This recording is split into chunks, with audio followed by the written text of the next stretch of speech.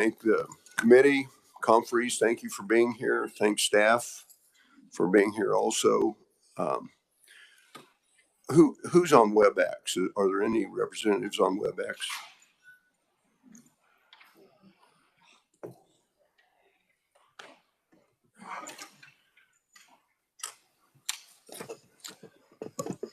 Excuse my pronunciation, but there appears to be a Karen Pagel-Myers. Oh, that's a conferee, no representatives. Okay, very good. Thank you. Oh, Adam Thomas. Adam, welcome to committee. Thank you, sir. I'm on my way in. I apologize for my tardiness. We're used to it. No, I'm just joking. Anyway, okay. Sorry about that. Committee, I would entertain a motion to approve the minutes. Second. Representative Reeves makes the motion, seconded by Representative Hoyt. All in favor say aye. Aye. Opposed, same sign. Minutes are approved. Bill introductions. Do we have anybody out there with a bill introduction? Very good. Seeing none, we're going to do the reviser's overview on House Bill 2446, prohibiting cities and counties from regulating plastic and other containers designed for consumption, transportation, protection of merchandise, food, and beverages. Thank you, Kyle. Thank you, Mr. Chairman, members of the committee. House Bill 2446, starting in Section 2A, so jumping forward just a little bit, would prohibit a municipality from adopting or enforcing an ordinance, resolution, or regulation that restricts, taxes, prohibits, or otherwise regulates the use, disposition, or sale of auxiliary containers. And then jumping back to Section 1, the term municipality would mean a city, county, or unified government. The term auxiliary container would mean 1, a plastic straw, or 2, without limitation, a bag, cup, package, container, bottle, device, or other packaging. The auxiliary containers listed in paragraph 2 would need to be made from the materials listed in subparagraph A and designed for the consumption, transportation, or protection of merchandise, food, or beverage at a manufacturing, distribution, or processing facility, or a food service or retail establishment. Notwithstanding Section 2A's general prohibition, a municipality would be allowed under subsection B to do the following. 1, operate a recycling, composting, or solid waste disposal program, or 2, regulate the use of auxiliary containers on personal property owned or maintained by the municipality. Additionally, Section C would clarify that Section 2A's prohibition shall not be construed to prohibit or restrict a municipality from 1, passing or enforcing a general state or general local sales and use tax, 2, restrict the use of glass containers within the municipality based on public safety concerns, 3, prohibiting littering, or 4, setting reasonable standards for the regulation of alcohol possession as otherwise provided by law. And a little bit of background, the language in House Bill 2446 is identical to the language that was in 2022's Senate Bill 493. That bill passed through the Commerce Committees, was passed by the Legislature, and then was vetoed by the governor. The Senate overrode the veto, but the House did not vote to override, so the veto was sustained. There is also a Senate version of this bill this year, Senate Bill 47, but that bill is structured and worded slightly differently. It is not moved out of the Senate Commerce Committee. House Bill 2446 would become effective upon publication in the statute book. And with that, I'd be happy to take any preliminary questions. Committee questions. Representative Ruiz. Thank you, Mr. Chairman. On the revised statutes down here, it says number 4 at the bottom paragraph, section 2A, setting reasonable standards for the regulation of alcohol possession otherwise provided by law. What does that got to do with this plastic? Can you explain that?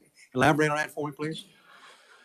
So that language can be found within a list in subsection C, just clarifying that the prohibition of this bill should not be construed to prohibit or restrict those items. I can't speak to the intent of why this particular language was included, but it's just to clarify that the regulation of standards for regulation of alcohol possession is not going to be impacted by the general prohibition of this bill. Okay, thank you.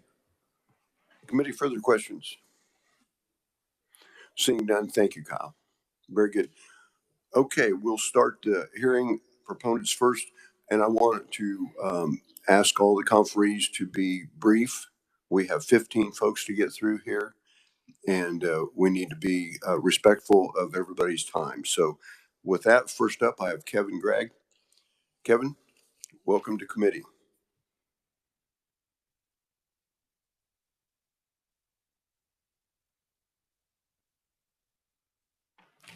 Thank you, Mr. Chairman. Members of the committee, I am Kevin Gregg, and I represent Fuel True, which is formerly the Petroleum Marketers and Convenience Store Association of Kansas. We represent over 300 fuel retailers and convenience stores in the state. And as you can imagine, the restriction of plastic bags and plastic containers would significantly impact our business. And I stand in support of this legislation just to establish a uniformity across the state and in all the municipalities, because any sort of regulation on this at a local level would significantly change the ordering strategies for several of our businesses. And the last thing we want to be left with is a pallet or a crate of plastic containers that we can't use. Those are lost costs, and we would ask for a little bit of lead time to prepare for something like that. But as you all know or are well aware of, our business is built on convenience. It's in our name, and we would certainly appreciate the uniformity of this legislation provides. Very good. Thank you. Committee questions? Seeing none, thank you very much. Next, we have Zach Taylor, American Recyclable Plastic Bag Alliance. Zach, welcome to committee. Good morning.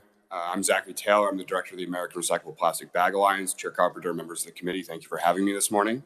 We're here in support of House Bill 2446. As you heard from the reviser, it's the same as Senate Bill 493 that passed both chambers last year. It is different from Senate Bill 47. I want to clarify this bill is narrower. It is targeted to auxiliary containers, which include plastic bags. What this bill does is it protects consumers from localities creating disruptive and burdensome regulation that could increase grocery costs at a time when inflation is off the charts. It protects, as we just heard, economies of scale that small businesses rely on to remain competitive. Imagine, for example, in one community would ban plastic bags and consumers could just drive across to another community where they could access those and avoid paying taxes on those bags or fees.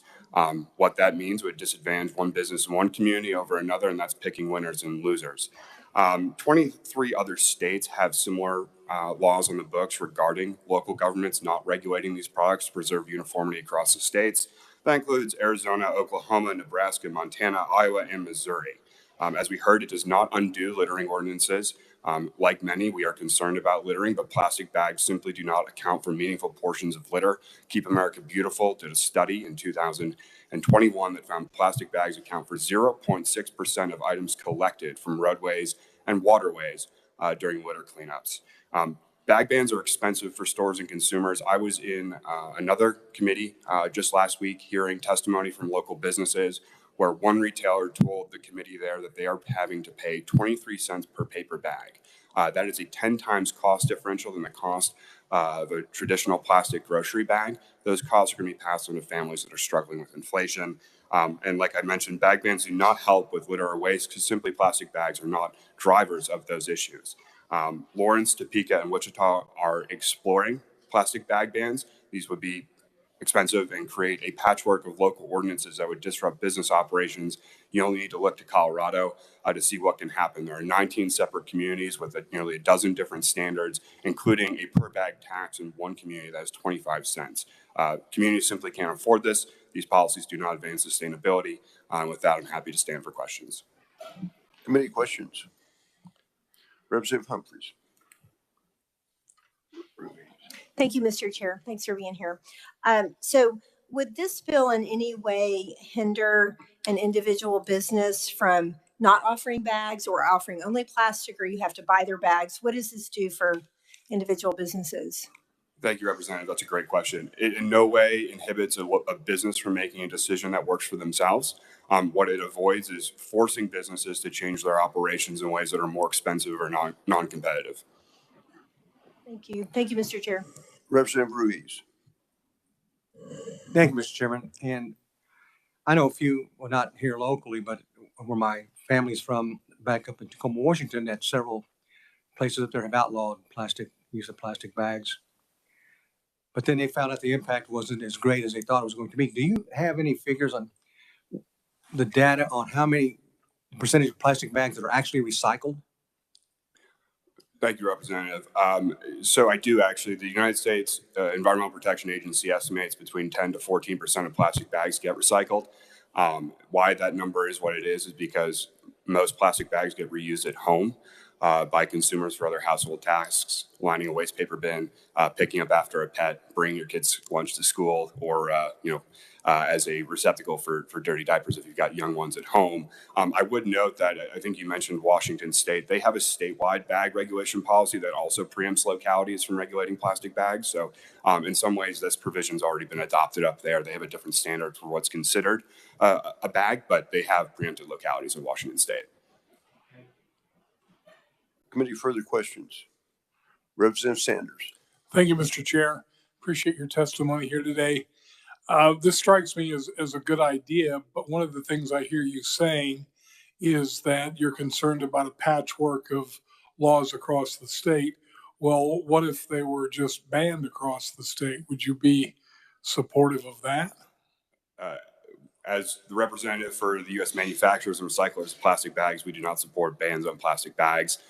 Whether it's taxes or product bans, these policies are harmful to businesses, increase costs for consumers, and don't address litter and waste. And so we don't think that a patchwork of ordinances, whether it's bans, whether it's taxes, serves the interests of the community, serves the interests of the consumer, serves the interests of the businesses. But if it was all the same everywhere, you would still, I mean, I get it. I understand you'd still be opposed. We believe a single uniform standard, and there's nothing in this bill that would prohibit this legislature and this committee from considering a statewide policy as it relates to carry-out bags. We would certainly oppose a ban, but again, we believe that for purposes of commerce, it is easiest for businesses to operate under a single standard so that you don't have one store in Wichita, another store in Topeka that have different supply chains because they have to use different products. Thank you, Mr. Chair. Thank you. Representative Heiberger. Thank you, Mr. Chair. Thank you for being here. When the previous time we stated that his industry was built on convenience, it seems to me that the destruction of the planet is based on convenience. In a state like Kansas, which is doing absolutely nothing to address the environmental crisis that we're facing, I guess, and where we have city governments who are responsible to their voters and who get reelected and are looking at these things, I guess, why should we accept your assertion that they should not be allowed to do that? Thank you very much, Representative, for the question. To your point, I would say two things. First off, if there are concerns about the environment, it should apply statewide because every part of the state is important. And these policies are best enforced uniformly across the state. And so if you have different standards in different places with different impacts, you may not be getting the bang for your buck. But more importantly, what the research on bags specifically shows is that life cycle assessment after life cycle assessment, comparing various bags, has found that the plastic bag, when disposed of properly, is the one with the fewest environmental impacts. Paper bags have a higher environmental impact. Reusable bags, most of which are made from plastic as well, have a higher environmental impact. And cotton totes, as the New York Times reported, some of them need to be reused 20,000 times to be less environmentally impactful than a plastic bag. That's every day for 55 years. So sometimes while these bag bans are well-intentioned, they ultimately make the problem worse by forcing people to switch to products that are less environmentally friendly. Representative Haswood. Thank you, Mr. Chair. Do you have any data on Kansas? How many of our businesses use this recyclable plastic bag ideology, and where do those, if they do, have an establishment to have their plastic bags recycled? Where do they go? How effective is that process? Yeah, so there are resources out there that show you where in the state you can access recycling for plastic bags. Most commonly, the grocery store where you get them from is the best place to return them to. Many of our retail partners, whether it's large retailers like Walmart and Target, stores like Lowe's and Home Depot, will have receptacles at the front of the store that you can return plastic bags and all kinds of other plastic wrap you might find around the house, whether it's the wrap for toilet paper, tissue boxes, the stretchy pouches that a lot of e-commerce stuff comes in, as well as the air pillows. All of that can go back to the store and be recycled. Through the reverse logistics supply chain of the retailers. It's collected at distribution centers where it's then sold to companies like ours that process it back into new bags, or other companies that process it into things like composite lumber and other equipment. I see on your website where to find a location, but how can I, as a consumer, ensure it's going to be recycled instead of otherwise just collected and dumped somewhere? You as a consumer, I think the best thing that you can do is to return it to the store, and that's on the industry. We are increasing the amount of recycled content in our products. We support recycled content requirements for carryout bags, reasonable limits that are within the constraints of what the manufacturing technology can provide. And so I would encourage you to return them to the store, and they will be recycled in large parts. Okay, thank you. Committee, further questions? Representative Clayton. Thank you, Mr. Chair. Hello again. It is nice to see you. So I have a question. One of the things that you mentioned, one of the things that we talked about when we had the hearing in the other committee last year was how people reuse a lot of these bags. I am like many suburban women. I have a huge contingent of bags that fall out under the sink whenever I open my cabinet, right? But here's the thing. They're really thin. I have to double bag all the time. So what's up with that? Why is that happening? Because if we are talking about how people reuse plastic bags, but the quality of them is degrading, is that because your industry is making these bags a little bit more biodegradable and ergo they're becoming thinner, or are we just making cheaper bags to cut cost? Thank you for the question, Representative. Couple of things there. First and foremost, we provide products to our customers based on the specifications they require. This is a question we get asked a lot. Why does a bag rip?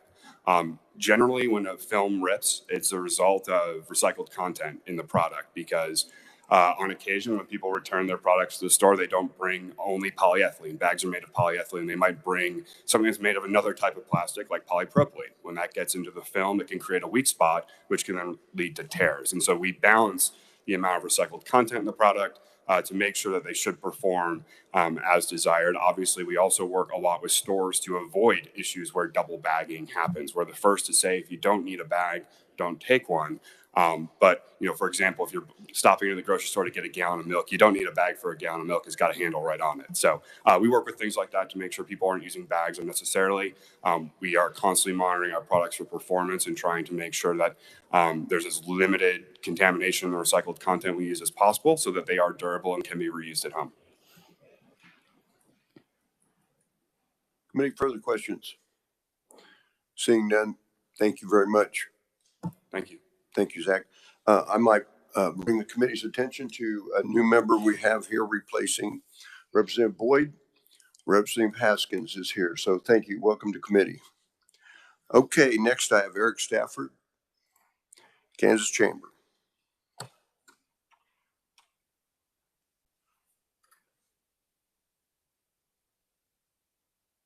Morning, Mr. Chairman and committee members. Thank you for the opportunity to be here this morning in support of House Bill 2446. My name is Eric Stafford with the Kansas Chamber of Commerce, and we do support House Bill 2446. A lot of the comments the previous conferees made I won't recycle, no pun intended, but do want to talk about that something that hasn't been mentioned yet is Senate Bill 493 that did pass the legislature last year dealing with this subject was vetoed and not overridden. Was overridden in the Senate, but not no action was taken in the House at the very end of session last year. So this is something that we are continuing to work on. Again, I think the biggest point to make is that the disadvantage that a business could be put at if one city or municipality bans the use of plastic products, but their competitors are not under that same ban. That is where one of the bigger areas of concerns fall into. So happy to answer any questions, Mr. Chairman, but you can read our comments and I'll stick around if anybody has anything after. Seeing none, thank you, Eric. Thank you. Moving right along, Dan Murray, National Federation of Independent Businesses. Thank Dan, you, Mr. welcome. Chairman. My name is Dan Murray. I'm the Kansas State Director for the National Federation of Independent Business. We represent almost 4,000 small business owners from across the state, many of whom are retailers that deal specifically with this issue. You probably likely know where we stand on this. My arguments and comments have been made in terms of why we support this bill, but I did just want to stand up and say for certain that this is a small business issue. If you have a small business that has a restaurant in Douglas County, but they also have a restaurant in Topeka and a restaurant in Johnson County that don't have these bans, they have to order from a supply chain that's different than one facility and another. It's a patchwork issue. And also small business owners don't buy at the bulk that large business owners do. So again, if you mandate a change to a higher product, it's a disproportionate impact on small businesses. With that, Mr. Chairman, I'll stand for questions. Committee questions. Thank you very much. Next, we have Scott Snyder, Kansas Restaurant and Hospitality Association. Scott, welcome to committee. Thank you, Mr. Chair and members of the committee. Scott Schneider, Kansas Restaurant and Hospitality Association. I quickly want to make 2 points, and the first one's about home rule. If you didn't know Jack Glaves, he was a wonderful Kansan, and it was a dear friend for a long time. And he was on local government committee in the late 50s. So think about that. Home rule was passed in 1961, and he describes home rule as clogging up the entire he described local government as clogging up the entire legislative process. Prior to home rule, every change or nearly every change of local government had to come through the legislature, whether it's a road or a boundary or a financing tool. And he kindly said, Scott, it was just impossible. We could never get to the bar on time. We worked too hard. And so that's really what brought about home rule. But what he says they didn't do, they didn't give away the legislature's authority to manage the state of Kansas. They didn't create sovereign municipalities. This bill is the appropriate tool that the legislature has to create uniformity across the state. And I want to give a little bit of background on why this is the appropriate way. The second thing I want to do is point out in my testimony a very convenient chart that you might want to look at. It's from Cisco, and it talks about year-over-year inflation. Why is our food going up? Well, here's the input cost of every food item year over year from one of the largest wholesalers of food. A part of that is paper goods, plastic goods, and the cost that it takes to purchase those to then create a to-go order or a carry-out order. I was at Bob and Luigi's Pizza in Andover last year, and they gave me my pizza in a Nola's pizza box. And I'm like, what's up with this? And he goes, we can't get pizza boxes. And so thankfully, one of our competitors let us buy some of their pizza boxes. The space in the market is tight when it comes to different products at different times. And we don't think that the local government's going to adapt quickly enough to market conditions. And we think this bill is appropriate for those reasons. And with that, I'd stand for any questions. Very good. Thank you. Committee questions. Representative Heiberger. Thank you, Mr. Chair. Thank you for being here. I know you, well, are you a lawyer?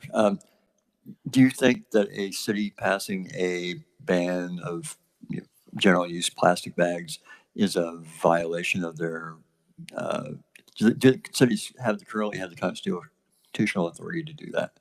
Yes, I Okay. think they do. Okay, thank you. Representative Thomas. Thank you, Mr. Chair. Thank you, Scott, for being here. Could you tell me, back in 2018, I was in a meeting where they told us we were talking about disposable and paper straws and washable straws, and they were about 75 cents a piece. Do you know about how much those are now? I don't know that, but to get a box of them was $300.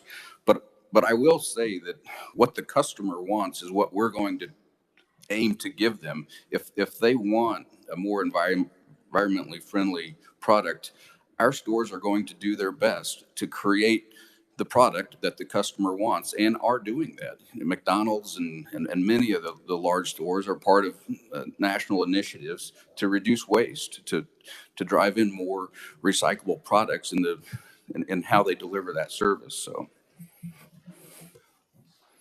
Thank you, Mr. Chair. Just from a restaurant perspective, we do truck orders every week, every Tuesday and every Saturday.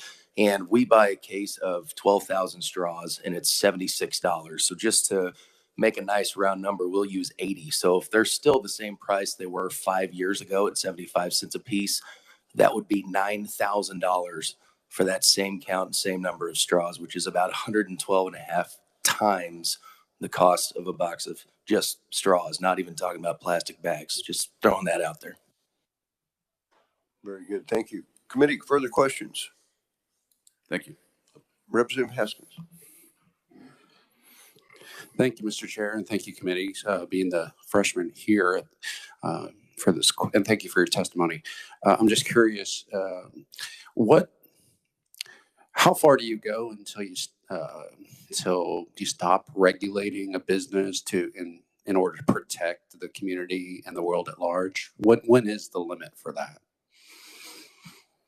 And I'll get a little bit more specific. In the 60s, the consumerism was passed and was through. And one of the examples that come to mind is that infant pajamas would catch on fire and babies would die.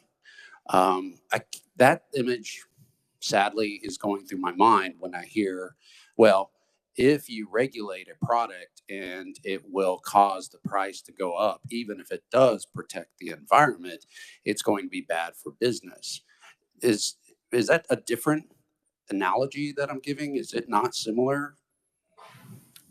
I am aware that a lot of people are concerned about the environment. That is not lost on me. I would encourage this body, who has to make the decision, what is the moral equivalency to plastic bags and burning babies. I don't know that's a fair comparison, but yeah. Thank you. Representative Thomas. Would a local municipality banning these products not be regulating local businesses? To the extent that a business can operate freely of regulation, they're going to be able to provide the community a better product. To the extent that this body and the legislature decides that they need regulation to behave appropriately, that's probably the standard we ought to use. I think in this space, less regulation, because it has such a dramatic impact on what you can sell out the door, would be appropriate. Committee, further questions? Scott, thank you very much for being here. Next, we have Larry Ann Brown, Wine Institute. Larry Ann, welcome to committee. Thank you, Mr. Chairman and members of the committee. I am Larry Ann Brown. I'm here today on behalf of the Wine Institute. The Wine Institute is a trade association comprised of roughly 1,000 California wineries and associated businesses.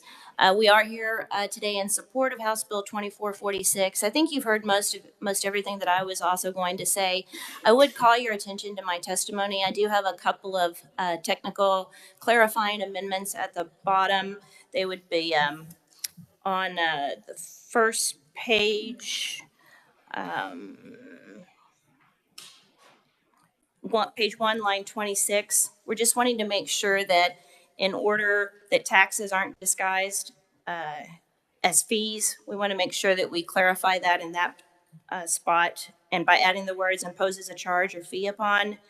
And then on our second amendment, we'd like to avoid a municipality from prohibiting glass containers altogether. So we suggest on page 2, line 1, strike the word within and replaces with on property owned or maintained by. And with that, I'd be happy to stand for questions. Very good. Committee, questions? Seeing none, thank you very much for being here. Committee, I'll bring your attention to written proponents, Randy Stuckey, Jason Watkins, Derek Hine, and Grover Norquist. Now we'll bring ourselves to the opponents. First up, I have Jay Hall. Jay, welcome to committee. Thank you, Mr. Chair, members of the committee. My name is Jay Hall. I am the Deputy Director and General Counsel for the Kansas Association of Counties. I want to make a couple of things clear before I get into my testimony. The first is that this bill, although we talk a lot about the plastic bag issue, this bill is not limited to plastic bags. If you look on page 1, lines 9 through 16, you will see that the definition is not just plastic bags. So I want to make that clear because we're talking about more than just plastic bags. The second thing that I want to make clear is that local governments have a responsibility to have some degree of regulation within their own municipality.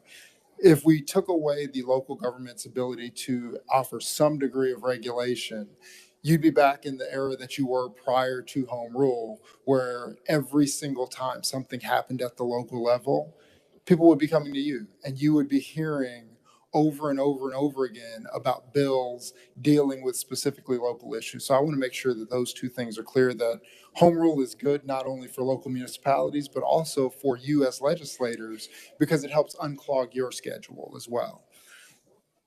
When it comes to regulation of waste, you have to remember that counties are responsible for solid waste management, which means that counties have the responsibility of making sure that trash gets picked up within the county. As part of a solid waste management plan, which counties are required to provide, counties must look at things like landfills, trash collection, recycling, all of those kinds of things. Regulating the use of different products within a county is something that would fall under the solid waste management plan, because again, when you're thinking about a landfill, for example, you may say, you know what, our landfill is filling up. We are going to either have to establish a new landfill, or potentially we could extend the life of this landfill. What are ways that we can extend the life of this landfill? If you say, well, we're going to regulate things that can be used within our municipality in order to regulate or in order to extend the life of our landfill, that's something that should be within the purview of a local county. If you take this, if this bill were to pass, that takes a whole host of items that are listed in this bill out of the purview of being able to regulate, which makes that solid waste management planning that much more difficult. And so that's one of the reasons that I'm standing before you today, is because we oppose this bill because it makes solid waste management more difficult. Now, I will say, I'm not standing here before you today saying that counties should regulate plastic bags or any of the items that are listed here today. I'm not saying that they should do that. That is a local decision that should be made within the context of all of the other things that they're considering. What I am saying is that counties should have the ability to do that if they determine that that is necessary in order to serve their local constituents. And with that, I'd be happy to stand for questions. Very good. Thank you. Committee, questions? Representative Burkamp. Thank you, Mr. Chairman. I guess in regards to the landfill issue, when I go down the frozen food section at Dillon's, I'd say 90% is in a plastic bag. So how do they manage that versus like a plastic bag that they put your groceries in? I mean, where's the consistency as far as trying to regulate one plastic versus another? Well, I think the question is, obviously, we're going to have some containers that do exist within, I mean, because we can't just go and buy a bag or we can't just go buy frozen corn and have somebody scoop out corn out of a huge frozen bin and hand it to us. So there will always be some containers, but to the extent that you can regulate how many of those containers exist within your municipality, that might help you. I mean, on a larger scale, that may help you extend the life of a landfill by several years. So it's not necessarily about banning plastic entirely. I think that would be extremely difficult in this day and age. However, if you were able to regulate it to some degree to cut down on that, that may extend the life of a landfill or do something else that you're looking for in your solid waste management plan. Thank you. Committee, further questions? Representative Miller. Thank you, Mr. Chairman, and thank you for being here today. I just had a quick question. I wanted to clarify your stance on this. Is do you believe that passing a bill that would prohibit cities or counties from regulating, do you believe that that would still be considered taking away local control? I do believe that it would still be considered, because again, if you say that they can't ban it, then they have no option at the local level. So that would take away local control. Thank you for clarifying that for me. Can I, one more, please? Thank you, Mr. Chairman. So obviously, all I have to do is drive down the street and see, you see litter everywhere you go. It collects in certain places. And the majority of the time when I see that, it's usually plastic bags or food containers, McDonald's cups, stuff like that, that I see collected from the wind against the fence or something. And, it's frustrating to me that obviously people are littering. It's not McDonald's fault that their cup's on the ground, but at the same time, finding that middle ground where who is responsible for it. Obviously, that's why we're all here. But I guess the point I'm trying to make is if we don't do something about it, then nothing's going to happen. But do you see an alternative to this? I think that's where the local control comes in, because in some communities, they may say, well, this isn't a problem in our community, so we're not going to put in any regulations. In other communities, they may say, this is a huge problem in our area, and we need to take action. We need to take these specific steps. And whatever is determined by those local leaders, they're much more accessible to their constituents. Because again, if you are a local leader, you live in the same community as all of your constituents. You probably go to the same grocery stores and the same high school events and the same community events and probably the same churches and all these other activities. So if your local constituents are unhappy about a decision that you may have made, they know how to find you. Awesome. Thank you. Committee, further questions? Representative Haskins. Thank you, Mr. Chair, and thank you, Jay, for your testimony. Help me understand, though, your argument is not, banning plastic. It's about local control. Like the municipality should have the right to regulate decisions that improve or help protect the quality of life of their tax-paying citizens or the individuals that reside. Is that correct? Absolutely. As you see in my testimony, I say my testimony is in no way saying that counties should ban any particular item or tax any particular item or anything like that. They should have the option to do that if they determine that that's in the best interest of their community. One more question, Mr. Chair. Thank you. Thank you, sir. So would this be similar to if hypothetically a county decides to not sell alcohol in their entire county, making them a dry county, or if a city says that liquor stores have to close at 11 p.m. Would this be an example of what you were talking about, is giving the municipalities rights? Yeah, I think giving them the options of doing something like that is definitely similar to this. Obviously not to the same degree, but it's definitely similar to this. Committee, further questions? Representative Sanders. Thank you, Mr. Chairman. So I'd be interested in your comments on what the previous conferee said, that when the local control was established in 1961, that didn't mean that the state gave up the right to regulate things that happen around the state. Obviously, you two have a disagreement. No, I believe the state does have a role in this. However, this particular bill would completely remove the local government's ability to step in any way on this issue, and particularly with counties, because you have a responsibility under state law for solid waste management. This impacts that. And so that's my concern with this particular bill, is that it impacts the ability of counties to do their solid waste management.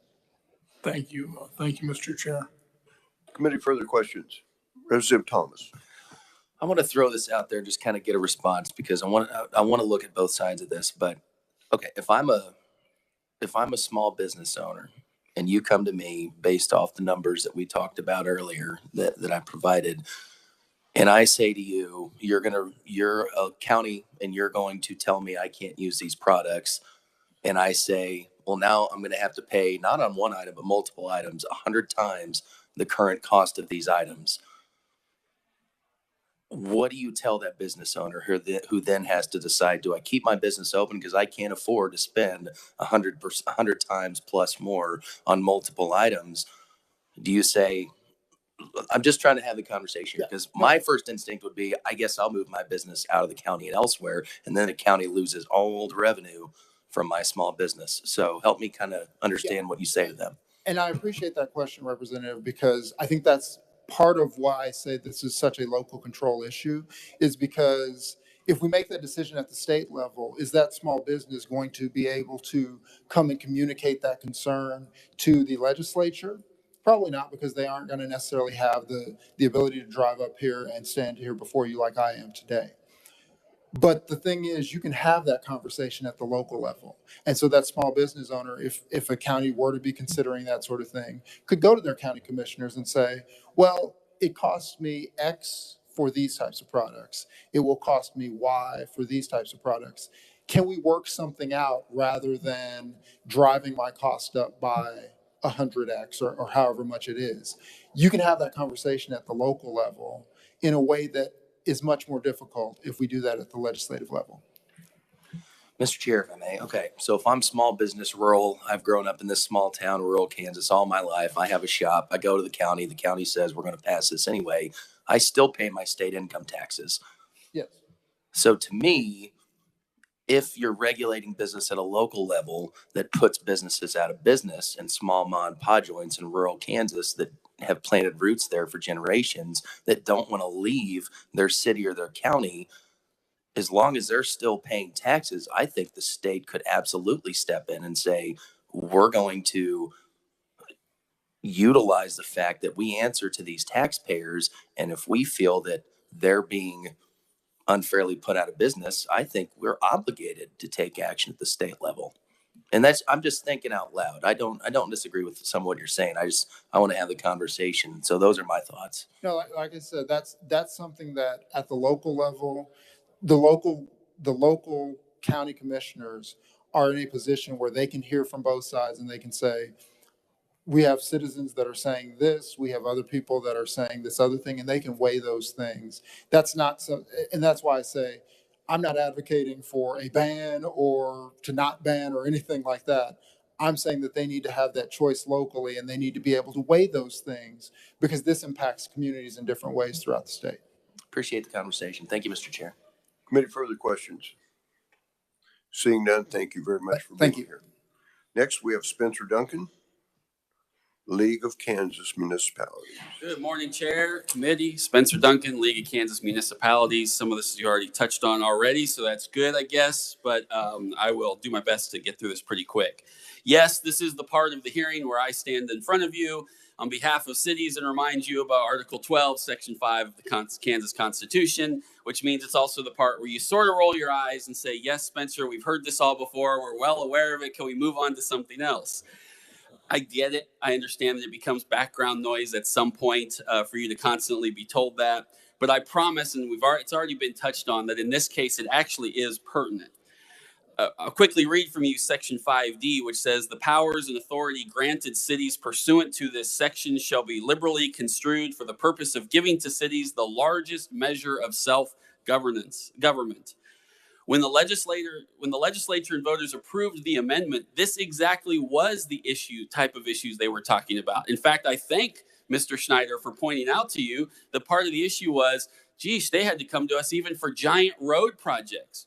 Well, if the legislature didn't want locals coming to you for giant road projects, I can promise you they don't want you coming to you for food containers and those type of level. That it doesn't rise to your legislative intervention at this point. Mr. Hall made the great point that as you continue to take up what we consider the smaller issues to some degree, you then usurp the city's authority, and everyone's just going to run to the legislature every time there is some issue they want to address because they're unhappy with what happened locally. I understand that sometimes that article can become inconvenient, but you are the gatekeepers of the Constitution, and it's your job to look past what's inconvenient for the proponents and focus on what your direction is here as a legislative body. I will point out, it was mentioned that this bill was slightly different on the Senate side. It was, except then they removed the broader part, focused on what you're taking today. And I know it's sometimes challenging one chamber. You know, the other chamber didn't do this. Usually you say, well, that's a challenge to maybe do it. So I know that's dangerous territory. But they didn't pass out this bill. So the Senate's position, for what it's worth at this moment, is their position on this is no. I will also point out today, we don't have any municipalities that have enacted these restrictions. I know there are some that have discussed it, although I will say Topeka was mentioned. I'm in my 4th year on the city council in Topeka. We haven't actually talked about it once, not 1 second. I don't know where the heck that came from. And I promise you, we would actually probably vote it down if it did come forward. To your question and point, it is not in the best interest of cities. Sorry, I'm a little, sometimes I like that way. It is not in the city's best interest to adopt policies that drive away business or turn people off from living in that area. Just as citizens across the state trust in you to make the right decisions for them, at some point, and I know this is tough, the legislature has to trust in the work being done by the local elected officials and the folks who elect them. The reason we don't have any of these, and this is a preemption bill, not a reversal bill for policies that have been passed, is because of that same conversation. That in the very select communities where it's even been discussed, businesses come forward, explain to them the problems, and these cities have said, not a good idea. We're not going to move forward. Is it possible that somebody's going to do it? Yep, probably is. Is it going to become a statewide trend? Absolutely not. And I think most of us know our own communities back home pretty well to be able to decide how seriously they would take up these types of bans. My last point is this. The marketplace is already telling you that bills like this are unnecessary. The same proponents here today are already moving in the opposite direction of this issue. And this is another important reason why these decisions need to be made at the local level, because the business atmosphere is changing regularly as we speak. As it was alluded to, many companies, grocers already don't. If you go to a Aldi, one of the largest grocers in the world, got to bring your own bag, right? Kroger and Hy-Vee and Walmart have all created national programs to start to eliminate these products and are telling consumers we want to move away from these. So at the end of the day, I guess what we're here to tell you is there's really no issue for you to address. This is not happening statewide. The same businesses who have stand up here and oppose it are already moving in this different direction. And lastly, I know constitutional home rule, please vote no, if nothing else, for that sole reason, even though I know it gets very repetitive. Thank you, sir. Thank you, committee. Very good. Committee questions? Very good. Thank you. Thank you. Next, we have Rabbi Moti. Is that even close? It is getting close, yes. Okay, very good. Thank you. Welcome to committee. Thank you, Mr. Chairman, members of the committee. Good morning. I'm Rabbi Moti Reber. I'm the executive director of Kansas Interfaith Action. We're a statewide issue advocacy organization working on a variety of social, economic, and climate justice issues, and I'm standing in opposition to HB 2446. You have my written testimony. I'm just going to say it out loud, that the denominations and faith communities that make up Kansas Interfaith Action take as very core of our mission a concern for God's creation. And that's what's motivating me to stand up here today. So I want to make, you have my written testimony, I'll just make 3 main points. First is that single-use plastic is very energy intensive, both to produce and to dispose of. It's very difficult to recycle. Most plastic is not recycled. it is an increasing solid waste issue for our municipalities and counties. And you can see every time you drive down the road, as Representative Miller pointed out, that there's waste on the side of the road. It's a very difficult issue to deal with, and one way that some people have tried to deal with it, including over 200 counties and municipalities throughout the country, is by regulating the use of single-use plastic, either by imposing a fee or by banning it outright, and several countries have done so as well. The second point I want to make, which my predecessors have made more effectively than I could, is the issue of local control, which is not something we just wave at as we overrule it. But the third point I want to make is that it's very, and I want to say this very clearly, it's very, very difficult in this legislature to have any kind of conversation about environmental policy. There is no committee that deals with it. There's commodity committees like Ag and Commerce. There's a water committee, but there is no committee in either chamber that deals comprehensively with the issue of environment, protection of our natural resources, or environmental regulation. So when Kansas citizens in their municipalities, which are much more responsive to citizen action, much more on the ground with their citizens than the state legislature is, when people in municipalities like Wichita or Lawrence do the hard work of organizing themselves to address a pressing issue, what happens is that the industry comes to the state legislature and asks them to wave a magic wand to make it go away. It's anti-democratic as well as anti-environmental.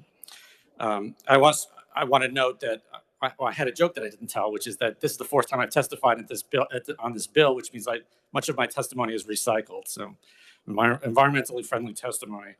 But the other point I want to make is that that in the Senate committee, the Senate bill this year had a whole other section about consumer merchandise, which was then in the House split off. So now there's two bills, one dealing with consumer merchandise and one dealing with single-use plastics.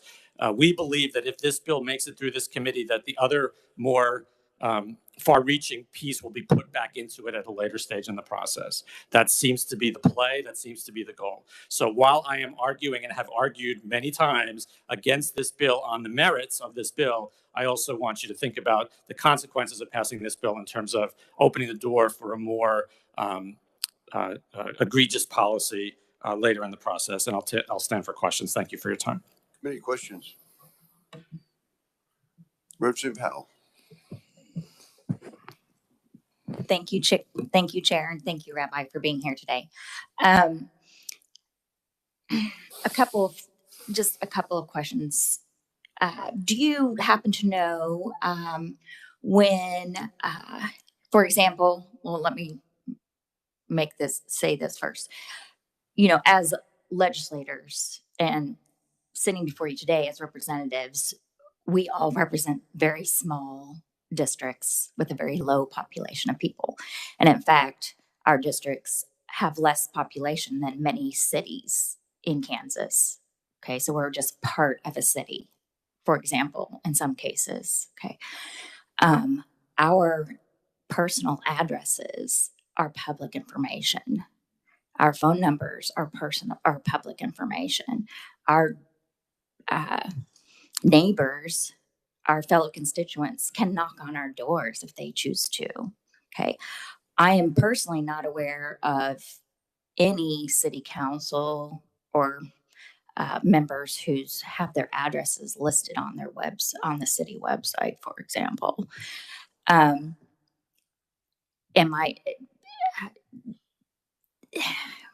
a little bit concerned when I hear the argument that as state legislators, we are less connected to the people than local government. Could you provide further information on why you think that would be true?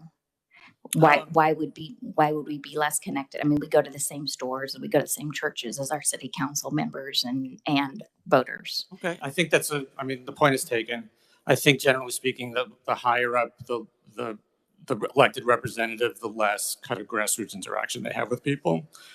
So a congressperson would have less, and then a state, which is not to say that you don't have any, but that there's there's more opportunity for regular citizens to interact with the city council, the county commission. There's comment periods. There's much more. If you go to an Overland Park City Council meeting, there's many more citizens sort of in the room than there would be here. I don't mean to cause offense. I just think that it's the law. The more people you represent, the less kind of retail there is. But it's just we can disagree on that, certainly. Then one other question, if I may, you reference in your testimony the single-use plastic. The whole premise of plastic bags in particular is we're using single-use plastic bags for more than one use most of the time. And I certainly do at my house. I make a lot of effort to make sure that no plastic bags from my household end up in the landfill. Personally, I reuse all of mine. I line up all my small trash bags with single-use plastic bags and reuse them again. I certainly use it for my cat litter box and many, many other things. So it becomes a multi-use plastic bag, even if that's not technically what it's designed for.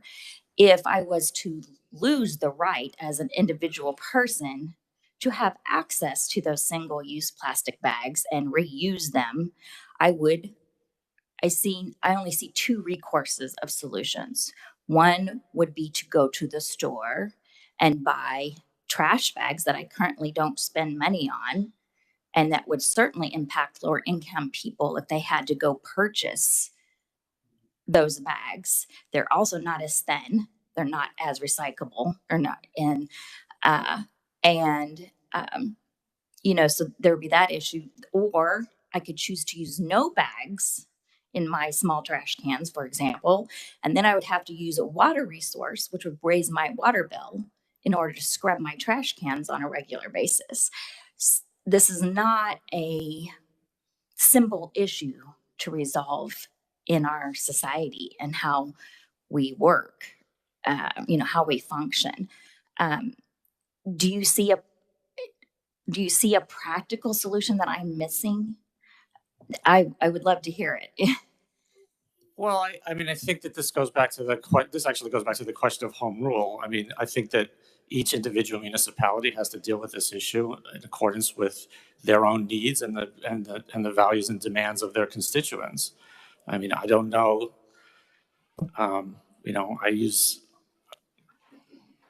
I think that this, I don't have a universal answer to this question. I don't think we're asking for a universal answer to this question. I think we're asking for the individual municipalities to be able to make decisions based on their own concerns. If the municipality, and I think in most cases, just to kind of go back to the question that you were asking before, Representative Thomas, is that most of the time it's cities that are dealing with this. It's not going to be the rural areas, because the cities have the sort of more demanding solid waste issue. So I think that it kind of depends on the need. I also think that people will adapt. I think businesses will adapt. I think we use plastic bags. They're not single-use plastic bags, but they're dual-use plastic bags, because you're not going to use them more than twice. You're going to use them to get the groceries home, and then you're going to use them for the diapers or whatever. But I think that if it's a serious solid waste issue that people get themselves together to organize around, then they should have the right to do that, and people will figure out different ways of doing things. Representative Heiberger. Thank you, Mr. Chair. I'd just like to respond to the previous representative's questions. I served on the Lawrence City Commission for 6 years. I've been here for 8 years. And based on my experience, it may not be the same everywhere, but I guarantee you if the City Commission was considering a plastic ban bill like this is contemplating, I would hear much, much, much more from people about that than I'm hearing about this bill here. And I would hear just the kind of concerns that you're raising, and things on both sides. So I really think for me, that's one reason why this is better considered on a local level, because the state's not going to do anything. Very good. Thank you for being here. Thank you. Ashley Beeson. Ashley, welcome to committee. Good morning. Thank you, Mr. Chair and committee members. I am Ashley Beeson. I represent the Kansas Pet Protection Coalition and our coalition partners. They are listed on the second page of my testimony, a variety of animal shelters and rescues, as well as commercial pet entities that advocate for the wellness and pet animal health in the state of Kansas. We do oppose House Bill 2446. We support local government's right to solve local problems locally. We have no direct specific interest in plastic bags or auxiliary containers. As you can see, we're a pet organization. But we do believe that this bill is a potential vehicle for broader preemption language, and we generally disagree with preemption bills. We hope that you'll consider that aspect of all of this. The preemption agenda this session, I think, has been made pretty clear. Including working to stop local governments from restricting or regulating the sale of any consumer merchandise or services. We saw this in Senate Bill 47, which you've heard about, that died in Senate committee. There's also House Bill 2447 on the House side in Commerce. It was heard on Monday. These would have far-reaching and unintended consequences. The catalyst for House Bill 2447 was Wichita's local conversation about banning retail sales of puppies and kittens in pet stores. Much like the catalyst for this particular bill is a couple of communities' local conversations about banning the use of single-use plastics and auxiliary containers. I want to be clear, neither has come to fruition in any communities. But if a local community chooses to solve a local problem, like overpopulation of pets or plastic litter through local ordinances, we do believe it should have the right to do so. So please do not tie communities' hands in this way. Across the preemption bills we've seen this session, the concept is the same. Each one is an overreaching blanket solution that seems to be looking for a problem that does not yet exist. However, when local problems do arise, local people should be able to solve those locally.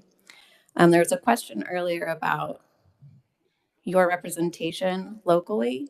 You all do represent local districts, and I have every confidence that you interact with your constituents and understand their concerns. I think the difference at this level is that the laws you're passing impact the entire state, not just your district, and that's what we would like you to consider. We urge you to oppose House Bill 2446, and we thank you for your consideration. Very good. Thank you. Committee questions? I just have one very quick one. You just said that there was nothing enacted in Kansas. We had a recent testimony from the previous opponent that states that there's over 200 counties and municipalities throughout the country that have enacted ordinances banning single-use plastic bags. That may be nationwide, but my understanding is that conversations are happening in Kansas, but that nothing so far is on the books in regards to either of those. They are conversations. We believe those local processes are working.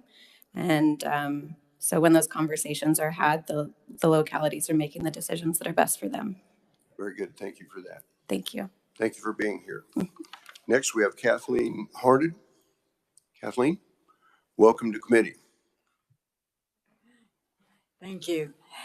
My request as an individual would be for all the legislators here present to oppose Bill that we're discussing today. Home rule, I'm not sure why everyone is talking about it as if we should take it so lightly. It is Article 12, Sections B and D that specifically empower local communities for their own determination. This would be the focus of why this bill should be opposed. Certainly, I also feel that with our local communities, we have responsibility for the expenses that we incur, and our recycling plants have major problems with single-use plastics. We have individuals that have to actually reach in with their bare hands and pull them out. It gums up the machinery, it makes all kinds of problems. There's only 90% of our plastic that is recycled.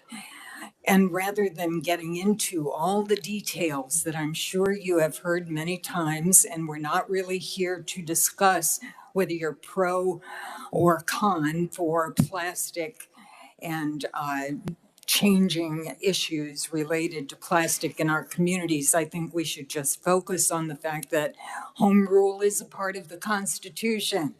So why are we acting as if that is something trite? Also, I would say that one does need to remember that plastics do seep into every part of our lives. It poisons your children in the future, your grandchildren, your great-grandchildren. It's your responsibility to care about those constituents. And also that even if there are climate deniers, there are no plastic pollution deniers. It is too obvious. It is everywhere. So thank you for the time. Very good. Thank you for being here. Next, we have Nancy Muma. Nancy, welcome to committee. Thank you, Mr. Chairman and members of the committee. My name is Nancy Muma, and I'm here. I'm a PhD in pharmacology and toxicology. I'm a professor. Could you come closer to the mic, please? There Sorry. you go. Thank you very much. Okay. So I am a professor and chair of the Department of Pharmacology and Toxicology at the University of Kansas. I have a degree in pharmacology and toxicology. I'm not here today to represent the university. I just bring this up because I want you to know I'm an expert in this area of toxicity, okay?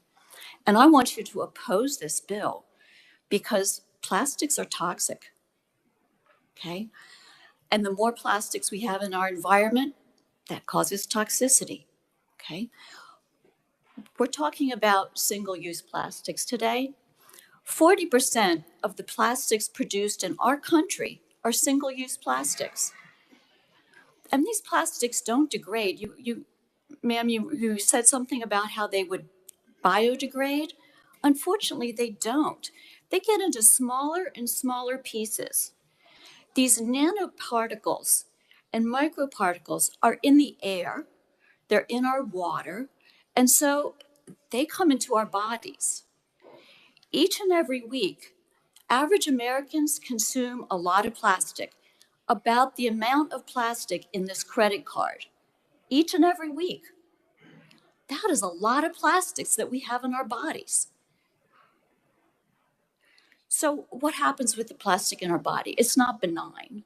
It causes toxicity. It increases the risk of cancer. Countries that have more plastics have a higher risk of breast cancer, for example.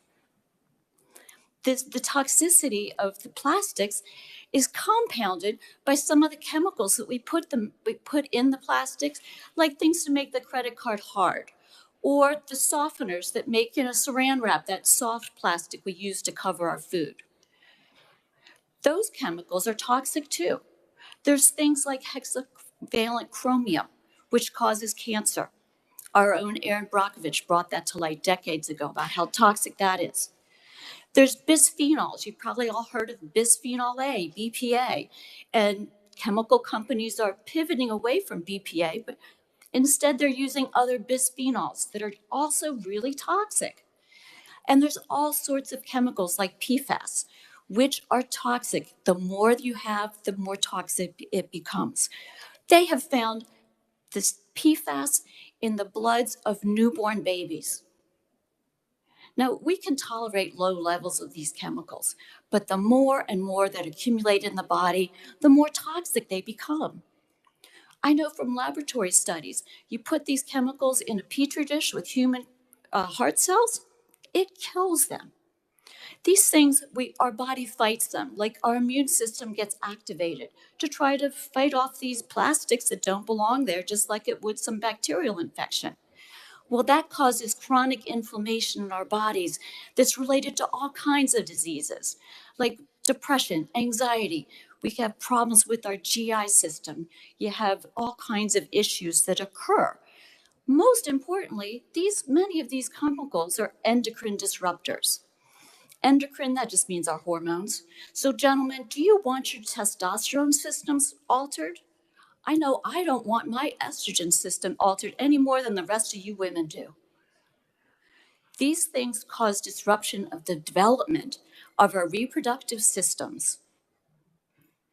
These are especially dangerous for our children, and especially our unborn children. We have all sorts of issues. We have decreased fertility. There's a lot of issues around reproduction right now that we all are aware of. And I know you folks don't want to hurt our unborn children. And these chemicals do. And the more and more that are in our environment, the more likely they're going to harm us. So reducing single-use plastics is not just an economic issue, it's a health issue. And I want you all to consider the health and well-being of Kansans, our children, and our unborn children, before you just vote against preventing municipalities from regulating single-use plastics. These are dangerous compounds. These are things you don't want to have exposed at high levels, because then they become toxic. It's one of the principles we have in pharmacology and toxicology. A little bit of something probably isn't going to harm you, but the more and more of the substance that exists, it's going to become toxic, and each substance is a little bit different and what level it's going to reach to be toxic. So please, we need to reduce single-use plastics in our environment. They're an easy way to pivot away. We can bring our own bags. We don't need to use bags once or twice and throw them into the landfill to degrade into these small toxic particles. So please consider the health and well-being of Kansans. I'd be happy to take any questions. Very good. Thank you very much. Representative Humphreys, quickly. Okay. Thank you, Mr. Chairman. I'll be quick. Thank you, Doctor, for being here. You sort of have a different take on this bill than others who have been opponents in front of you. So it seems like you would be in favor of municipalities or even a statewide ban on single-use plastic bags. I absolutely would. I think the toxins that we have from these are a serious problem, and we need to address it. There's hundreds of municipalities and 8 states, I believe, that ban or tax single-use plastics. Mm-hmm. And I'll just say quickly that I do think the balance is the information that you have given us. People need to hear that. I don't know about your facts, and I'm not questioning what you're saying, but there's individual responsibility, and there's, a store deciding that it's going to be good for them if they don't have plastics because the public wants that. I mean, there's a whole issue of personal responsibility that I think we're forgetting about when we're just trying to mandate and regulate. So that's kind of my take on it, but I appreciate your honesty and I appreciate the facts that you've given us. Thank you. Well, in response to that, I think that many people don't understand the toxicity. And so when they're making their own decisions, they don't have all the facts. Very good. Thank you. Representative Clayton. Thank you. Oh, hey there. Real quick point of clarification, because you did refer to a question that I asked earlier. There are corn-based bags that are biodegradable, and that is what I was referring to. By the way, I oppose this bill, and I would like to continue to oppose it. So work with me here. Thank you. Yeah, I just meant the plastic isn't going to degrade. All right. Very good. Thank you. Next, we have on WebEx, we have Karen Pagel Miners. Karen, are you there? I'm here. Can you hear me? Very good. Welcome to committee. Thank you. Is that volume okay? Yes. Mr. Chair and members of the committee, good morning. My name is Karen Pagel Miners. I'm speaking on behalf of the Zero Waste Committee of the Sierra Club Kansas chapter. The Sierra Club recognizes the many problems associated with plastics in the environment. Our current use of plastics is bad from start to finish, from fossil fuel extraction to placing the responsibility for disposal on end users and waste handling facilities. Our practice of extracting natural resources and turning them into disposable products, which are discarded after a single, often short-term use, is simply not sustainable. And the processes involved are detrimental to the health of the public and to the environment. The use of fossil fuels to make and transport plastics contributes to the growing problems associated with climate change, including heat waves, droughts, floods, wildfires, and sea level rise. Pipelines, trains, and tanker trucks transporting oil and products spill toxic materials that impact public health and the environment. The chemical manufacturing facilities that create the many plastic building blocks poison the air and water and often impact those local communities already overburdened and underserved the greatest. Plastic wastes are overwhelming our ability to dispose of them properly, impacting the operations of recycling centers, landfills, and wastewater treatment plant operations. They litter our roadways, forests, prairies, parks, waterways, and oceans. They do not decompose as natural organics do, but break down into tiny microplastic pieces that can be found everywhere, including in our own bodies. The Sierra Club calls for minimizing single-use plastics such as cutlery, plates, cups, lids, straws, bags, beverage bottles, cigarette butts, and expanded polystyrene packaging. We support measures that create incentives for waste reduction, for product reuse, for closed-loop recycling, and for composting of yard and food wastes. We strongly urge you to vote no on this bill. It obstructs local efforts to address growing waste problems for cities and counties, the cost of which is then ultimately borne by taxpayers.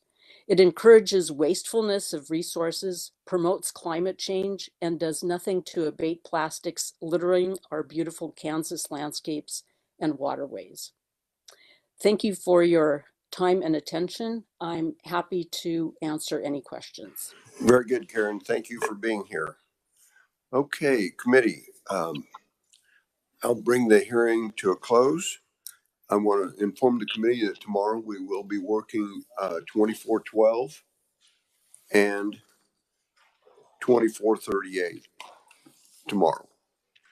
Okay, very good. We're adjourned. See you in the morning.